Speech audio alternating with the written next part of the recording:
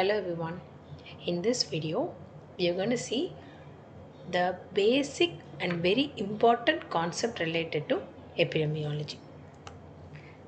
Epidemiology is defined as the study of the distribution and determinants of health related states or events in specified populations and the application of this study to the prevention and control of health problems.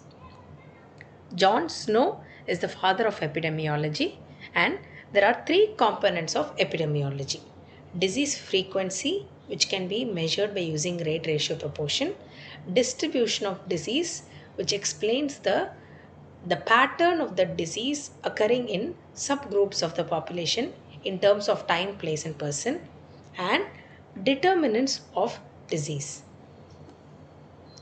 The epidemiological triad includes three: environmental factors, agent, and host. The first one is agent factors.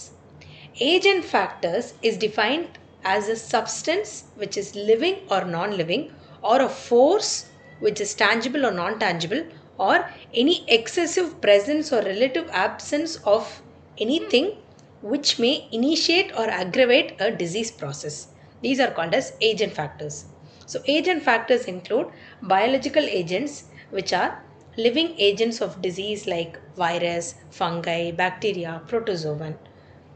Then we have nutrient factors.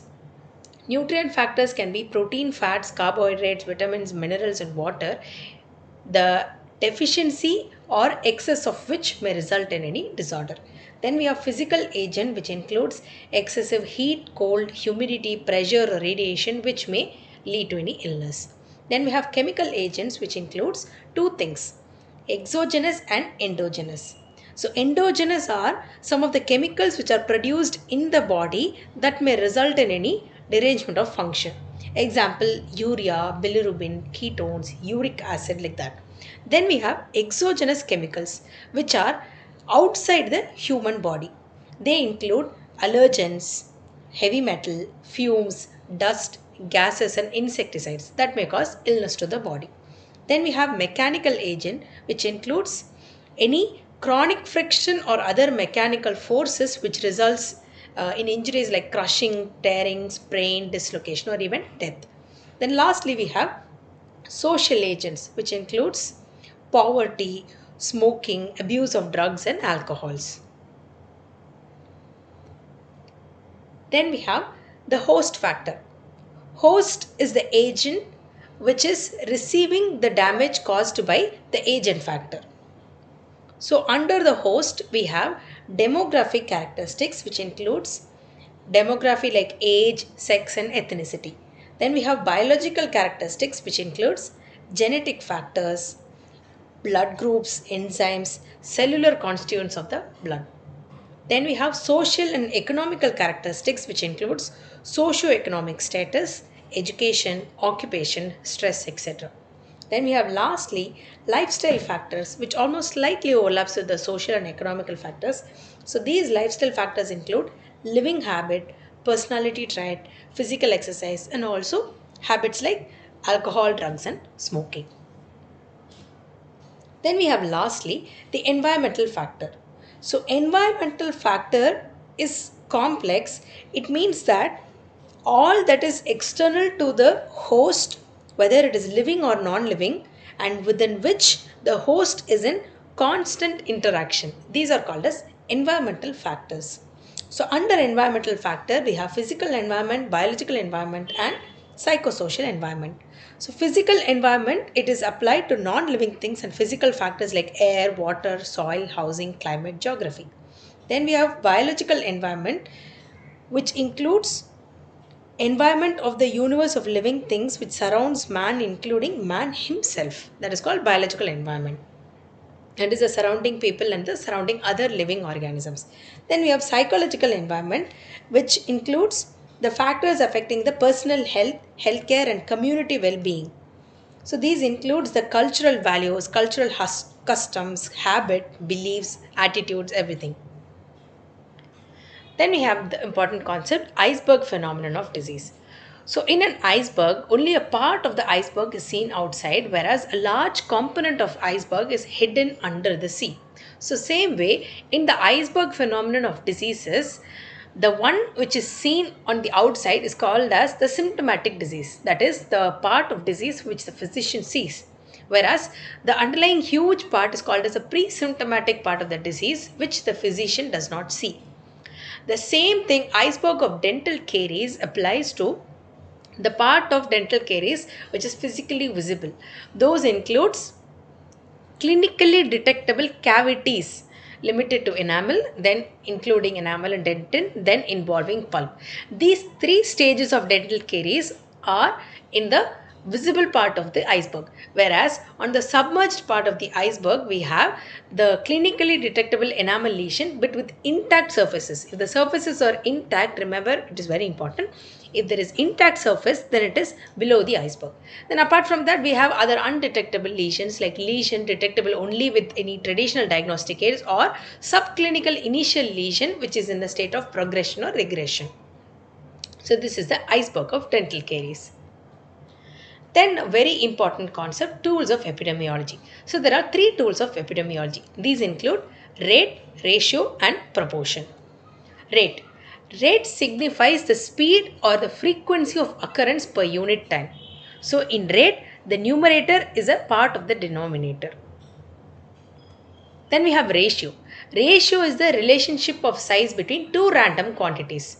So this is very important. In ratio, the numerator is not a component of the denominator. This is a very important line. Numerator is not a part of denominator. Then we have proportion.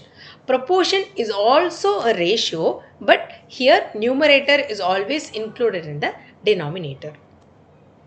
Then we have two important concepts called incidence and prevalence. So incidence means number of new cases of specific disease during a specific period of time divided by the total population at risk during that period. This is called as incidence. Whereas prevalence refers to all the current cases, whether it is old case or new case, which is existing at a given point or period of time. If it is at a given point of time, then it is called as a point prevalence. When we give a time period, a period of time, then it is called as a period prevalence. So prevalence is all the current cases existing at a given point or period divided by the population at risk. So now this is a diagram which explains the concept of incidence and prevalence. This is called as an epidemiologist bathtub.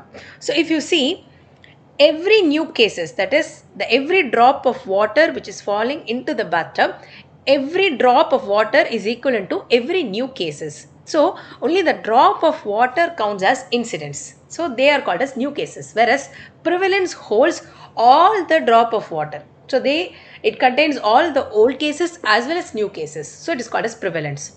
So now you see the two important things. Once you get the drop of water collected in the bathtub, some water may leak outside the tub.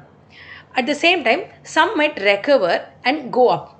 So, recovered cases as well as the cases which go out, that is when the patients die, any death happens, the quantity of or the total number of people will reduce. So, the death and the recovered cases does not count as current cases. Current cases means all the new and old cases. So, incidence means all the new cases, prevalence means new plus old. Whereas, if any patient who are recovered and any patient who die, then they are not counted in both incidence as well as prevalence. This is very important when you check the incidence and prevalence in case of an acute disease and chronic disease. So when a disease is chronic, it stays for a prolonged period of time, which means old cases and new cases, there will be huge number of cases in prevalence. So prevalence will be higher in case of a chronic disease. Whereas in case of an acute disease, it lasts only for a shorter duration. So whether the disease is very deadly, the patient will die, or if the disease recovers super fast, then also it is only for a shorter period of time, which means incidence will appear higher, whereas the patient will either recover or the patient will die. So prevalence will be little less in case of an acute disease. So now this is another diagrammatic representation to show what is an incidence, what is a prevalence. So if you see a tub which has a lot of marble, each single marble is equivalent to a sick person. So whenever you drop a new marble, it is called as a new case. So every new marble which is getting added into the tub, the new marbles are called as incidents, whereas all the marbles which are collected inside the bucket, they are called as prevalence. Whereas if a marble just drops out of the bucket, it is a dead case. So they are no longer called as case. So prevalence will be used for calculating the incidence rate, recovery rate as well as death rate. So the uses of prevalence are, they are used for calculating the incidence of a case, recovery rate of a case and a death rate of a case. So to remember, the mnemonic for this is prevalence. So AL. AL stands for all cases. So always remember, prevalence is all cases, current as well as old cases, divided by population at risk. Whereas incidence, N is there. So N stands for new case. So new cases divided by population at risk. Now, the factors affecting prevalence are the incidence rate and the duration of a disease. So, the formula for it is prevalence rate is equal to incidence rate into average duration of disease. So, whenever there is a longer duration of prevalence also, whenever there is longer duration of disease, the prevalence will be increased. At the same time, when the incidence number, the occurrence of disease is also higher, then prevalence will also be higher. Only when the recovery rate or death rate is also equivalently higher, then the prevalence will drop down. So always remember, the end of the story is, if it is a chronic disease, it is prevalence which is always higher. If it is an acute disease, it is the incidence which is always higher. So the take home message from this video, you have to remember the iceberg of dental caries and the 3 tools of epidemiology, which includes rate, ratio and proportion, and the incidence and prevalence, and how to calculate the prevalence from the incidence and duration. The PDF of this video, you can download it from our Telegram channel.